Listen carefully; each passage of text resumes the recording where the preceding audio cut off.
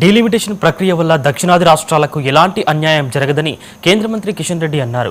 దేశంలోని అన్ని రాష్ట్రాలకు సమన్యాయం చేయాలన్నదే కేంద్ర ప్రభుత్వ విధానమని ఆయన స్పష్టం చేశారు. సీఎం రేవంత్ రెడ్డి ప్రతిపాదించిన హైబ్రిడ్ నమూనాను కిషన్ రెడ్డి తప్పుపట్టారు.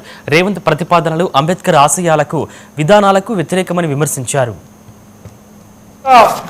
విధానం తీసుకొచ్చారు, ఎక్కడ చూడలే. సుప్రీంకోర్టు తీర్పు ఇచ్చిందట.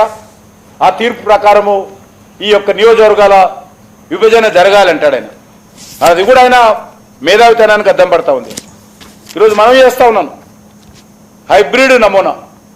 హైబ్రిడ్ నమూనా అంటే 50% ఏమో జనాభా ప్రాతిపదికన చేయాలంటాడు, 50% సీట్లేమో మరి ఆ రాష్ట్రాల అభివృద్ధి ఆధారంగా, అంటే ఎకనామిక్ ఇండెక్స్ ఆధారంగా, అదేవిధంగా జీడిపి వృద్ధి రేట్ ఆధారంగా సీట్లు పెరగాలంటాడు. అది ఎక్కడ కూడా లేదు, ప్రపంచంలో లేదు.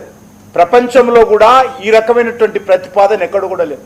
ఏదైనా ఒక ప్రతిపాదన చేస్తే ఒక ముఖ్యమంత్రిగా ఉన్నటువంటి వ్యక్తి, ఒక బాధ్యత కలిగినటువంటి వ్యక్తి, ఒక రాష్ట్రానికి ప్రాతినిధ్యం వహిస్తున్నటువంటి వ్యక్తి, అత్యంత మేధావి. నువ్వు రాహుల్ గాంధీ తర్వాత దేశంలో అత్యంత మేధావి ఎవరంటే మన రేవంత్ రెడ్డి గారు.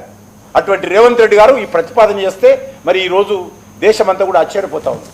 మీరు చేయలేని పనులు ఈరోజు నరేంద్ర మోడీ గారి నేతృత్వంలో ఎన్డీఏ ప్రభుత్వం చేస్తూ ఉంటే చాతనైతే సమర్థించండి, లేకుంటే నోరు మూసుకొని కూర్చోండి. కానీ నియోజకవర్గాల డీమిలిటేషన్